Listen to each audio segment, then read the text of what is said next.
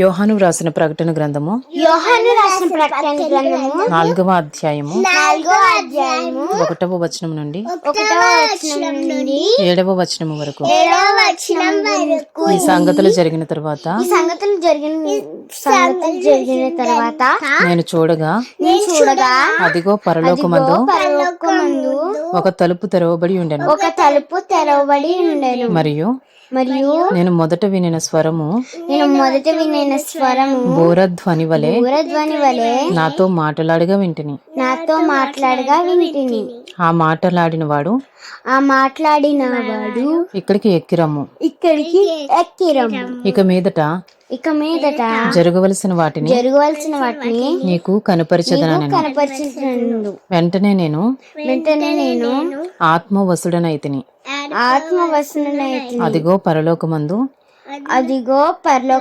ఒక సింహాసనము వేయబడి ఉండెను. సింహాసనమునందు ఒకడు ఆసీనుడై ఉండెను.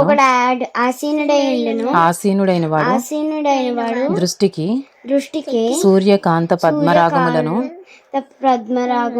పోలినవాడు మరకతము వలె ప్రకాశించు ఇంద్రధనస్సు సింహాసనమును ఆవరించి ఉండెను. సింహాసనము చుట్టూ 24 సింహాసనములుండెను. ఈ సింహాసనములందు 24 పెద్దలు తెల్లని వస్త్రములు ధరించుకుని తమ తలల మీద సువర్ణ కిరీటములు పెట్టుకున్న వారై కూర్చుండిరి. ఆ సింహాసనములో నుండి మెరుపులను ధ్వనులను ఉరుములను బయలుదేరుచున్నవి. మరియు ఆ సింహాసనం ఎదుట 7 దీపములు ప్రజ్వలించుచున్నవి. అవి దేవుని 7 ఆత్మలు.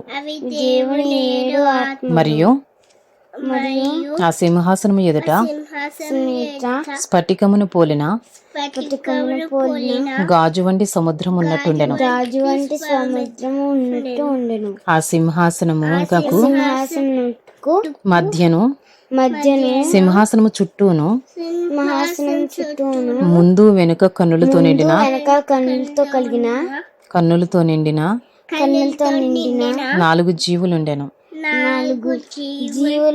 మొదటి జీవి సింహము వంటిది. రెండవ జీవి దూడ వంటిది. మూడవ జీవి మనుష్యుని ముఖము వంటి ముఖము గలది.